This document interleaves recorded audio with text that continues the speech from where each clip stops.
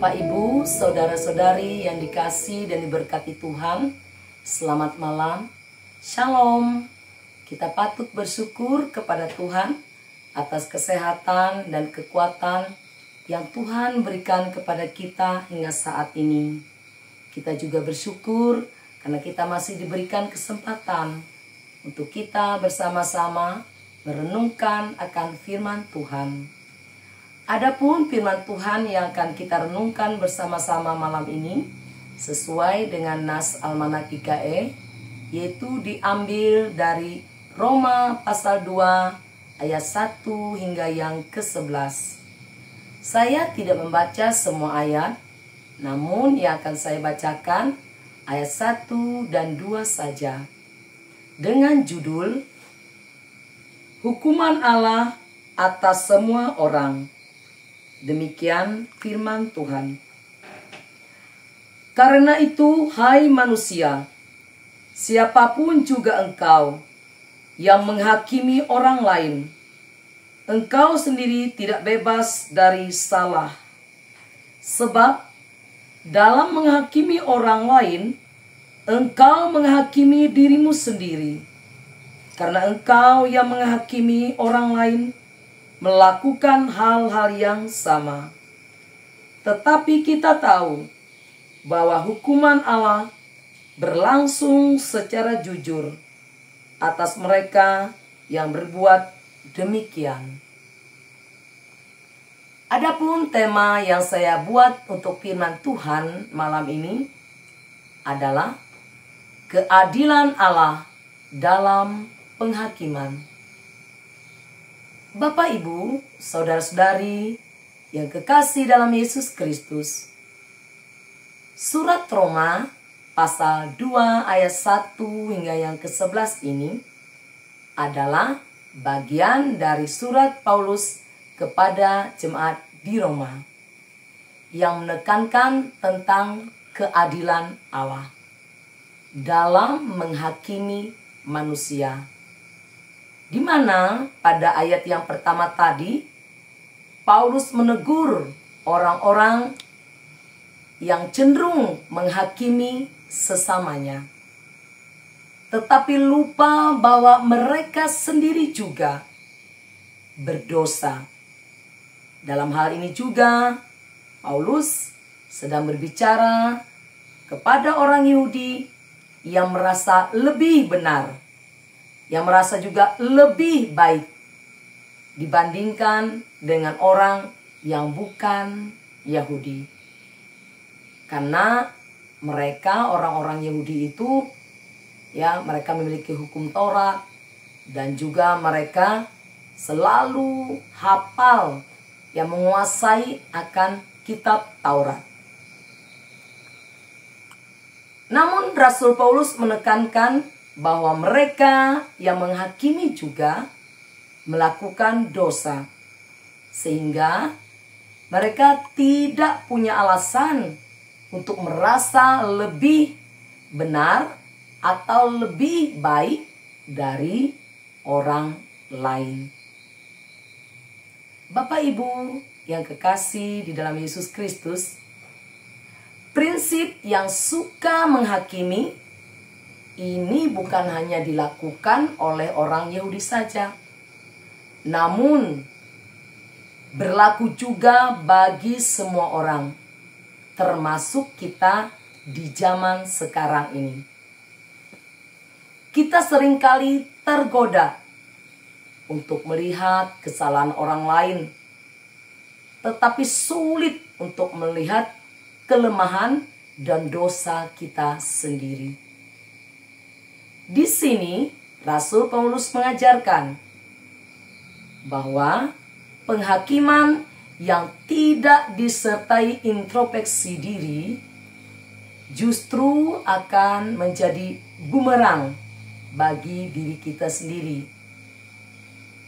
Bahkan sifat manusia yang suka menghakimi dan hanya bisa melihat kesalahan orang lain saja telah diperingatkan oleh Tuhan Yesus kepada orang banyak yang mendengarkan pengajarannya pada waktu itu, yaitu seperti yang terdapat dalam Matius pasal 7 ayat 3 hingga yang kelima, yang berbunyi, "Mengapakah engkau melihat selumbar di mata saudaramu, sedangkan balok di dalam matamu tidak engkau ketahui?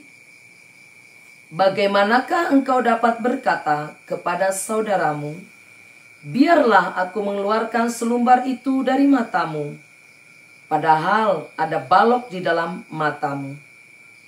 Hai orang munafik, keluarkanlah dahulu balok dari matamu, maka engkau akan melihat dengan jelas untuk mengeluarkan selumbar itu dari saudaramu."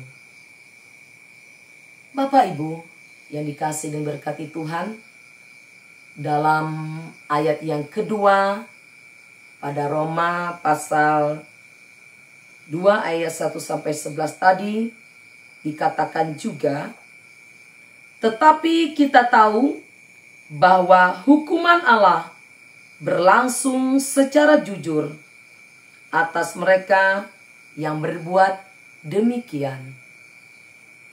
Di sini Rasul Paulus mengingatkan bahwa Allah adalah hakim yang adil, tidak seperti manusia yang sering menghakimi berdasarkan penilaian subjektif, berdasarkan lahiriah atau pandangan matanya saja. Karena kita menyadari bahwa yang namanya dosa atau kejahatan bukan hanya dinilai dari perbuatan saja, namun segala pikiran atau perasaan hati yang jahat itu juga adalah dosa di mata Tuhan. Sebagai contoh, kita memiliki pikiran atau merancangkan sesuatu yang jahat terhadap sesama. Itu pun suatu kejahatan. Atau kita menggosipkan orang lain, atau kalau kita marah sama orang lain mungkin keluar kata-kata kotor, atau mengutuk orang yang kita marahi. Itu pun suatu dosa dan pelanggaran di hadapan Tuhan. Jadi, Bapak Ibu yang saya kasih dalam Yesus Kristus, penghakiman yang dilakukan oleh manusia sangat jauh berbeda dengan Allah. Kalau Allah menghakimi atau menghukum manusia berdasarkan kebenaran yang mutlak, karena Allah melihat sampai kedalaman hati kita. Allah tidak terpengaruh oleh prasangka atau perasaan, tetapi Allah menilai berdasarkan fakta dan keadilan. Karena tidak ada sesuatu pun yang dapat kita sembunyikan di hadapan Allah. Karena memang kita adalah manusia yang berdosa. Tidak ada seorang pun yang benar di hadapan Allah. Seperti firman Tuhan yang terdapat dalam Roma pasal 3 ayat 10 yang berbunyi demikian. Seperti ada tertulis, tidak ada yang benar, seorang pun tidak. Namun saudara-saudari yang kekasih dalam Yesus Kristus, walaupun kita ini tidak ada yang benar, walaupun kita ini berdosa, namun bila kita sungguh-sungguh mau bertobat, mau mencari Allah, maka kita akan beroleh kasih dan anugerah Allah, yaitu keselamatan kekal. Oleh karena itu, Bapak, Ibu, saudara-saudari yang dikasihi dan diberkati Tuhan, mari kita selalu introspeksi diri dan jangan hanya sibuk menilai atau menghakimi kesalahan orang lain saja. Biarlah kita sibuk menilai atau mengoreksi diri kita sendiri, serta selalu mencari perkenanan Tuhan, sehingga kita layak memperoleh kehidupan kekal seperti yang Tuhan janjikan bagi orang yang percaya dan setia melakukan kehendak Allah sampai akhir hidupnya. Tuhan Yesus memberkati firman-Nya dan memberkati kita semua. Amin. Baiklah, kita akan bersama-sama berdoa untuk firman Tuhan yang telah kita dengarkan. Kita bersatu di dalam doa. Bapa Sorgawi, Bapa yang penuh kasih, Bapa yang senantiasa kami sembah di dalam anak-Mu Yesus Kristus. Saat ini kami datang kepadamu Bapa.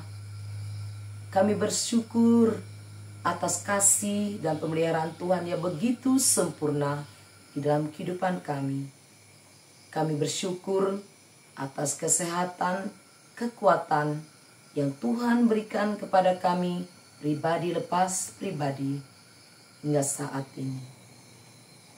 Dan kami juga bersyukur Tuhan atas firman-Mu yang telah kami dengarkan dan kami renungkan bersama-sama malam ini, di mana melalui firman-Mu kami diingatkan untuk tidak sibuk mengurus orang lain, mengoreksi atau menilai kesalahan orang lain, tetapi biarlah kami boleh menilai, mengoreksi diri sendiri, karena melalui penilaian dan koreksi terhadap diri sendiri, maka kami boleh memperbaiki diri agar layak di hadapan Tuhan.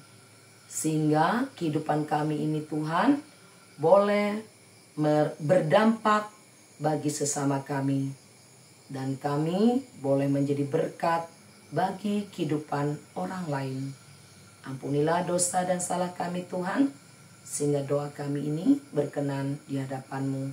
Di dalam nama Yesus Kristus kami berdoa dan mengucap syukur. Amin. Tuhan Yesus memberkati. Shalom.